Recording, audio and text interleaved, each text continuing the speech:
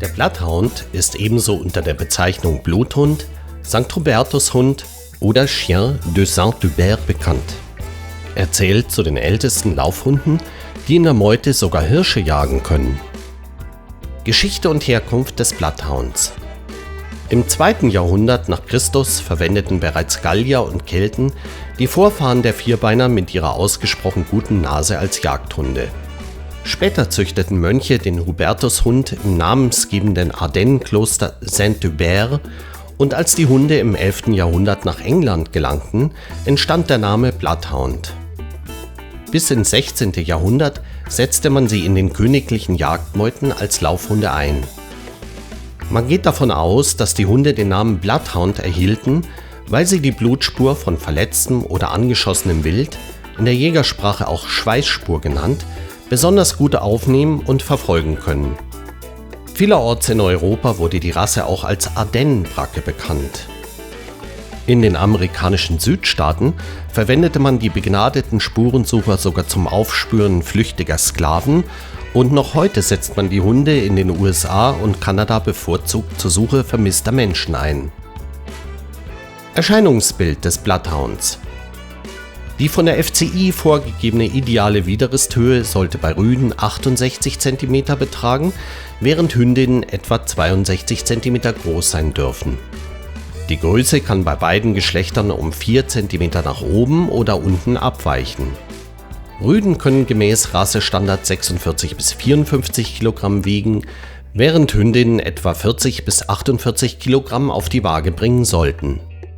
Die Lebenserwartung liegt bei 10 bis 12 Jahren. Das in tiefen Hautfalten herunterhängende Fell ist kurz, eng anliegend und besonders wetterfest.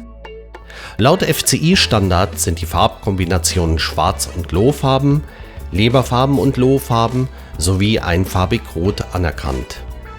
Die Ohren des Bloodhounds sind relativ lang und dünn, so dass sie bis über die Nasenspitze reichen.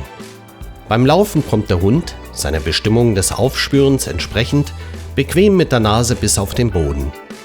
Seine lange und kräftige Rute trägt der Hund bogenförmig. Der wiegende Gang mit einem geschmeidigen Bewegungsablauf gibt dem Hund einen fast schon majestätisch wirkenden Ausdruck. Trotz seiner Größe wirkt er nie plump oder schwerfällig, sondern strahlt Kraft und Würde aus. Wesen und Charakter des Bloodhounds. Man sagt dem Bloodhound Freundlichkeit, Intelligenz, Sanftmütigkeit und Anhänglichkeit nach.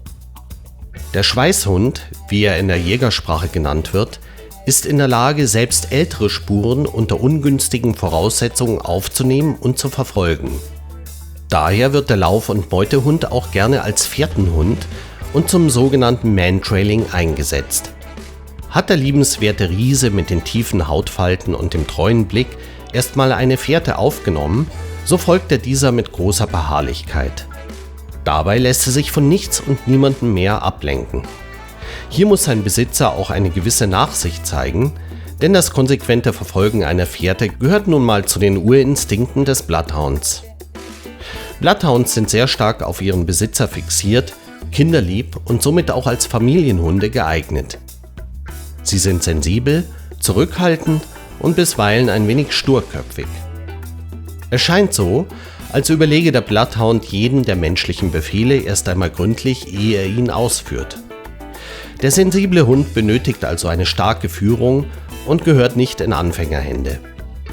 Laute Worte, ungerechte Behandlung und Härte verzeiht er seinem Besitzer nur schwer und wird sich nur noch dickköpfiger verhalten. Mit Artgenossen und anderen Haustieren versteht sich der Bloodhound bestens. Ein guter Wachhund ist der gutmütige Schnüffler aber keineswegs. Auslauf und Pflege des Bloodhounds. Bloodhounds benötigen viel Auslauf. Am wohlsten fühlen sich die Hunde, wenn sie entsprechend ihrer ehemaligen Bestimmung beschäftigt werden und ausgiebig schnüffeln und Spuren verfolgen können. Als besonders große Hunde können Bloodhounds von erblich bedingter Hüft- und Ellbogengelenksdysplasie betroffen sein. Beim Züchter sollte man auf einen Nachweis bestehen, dass der Welpe aus einer HD-freien Zucht stammt. Um Gelenkproblemen vorzubeugen, achtet man gerade bei jungen Hunden am besten gewissenhaft darauf, dass die Gelenke, zum Beispiel beim Treppensteigen, nicht überlastet werden. Auch Augenerkrankungen wie zum Beispiel das Entropium und das Ektropium, beides eine Fehlstellung der Augenlider, können vermehrt auftreten. Bekannt bei der Rasse ist auch das sogenannte Cherry Eye, eine vermutlich vererbbare, kirschartige Vergrößerung der Nickhautdrüse. Die tiefen Hautfalten können Hautentzündungen und Ekzeme verursachen. Daher ist eine regelmäßige Fellpflege wichtig. Am besten kontrolliert und reinigt man dabei auch gleich die empfindlichen Augen und Ohren.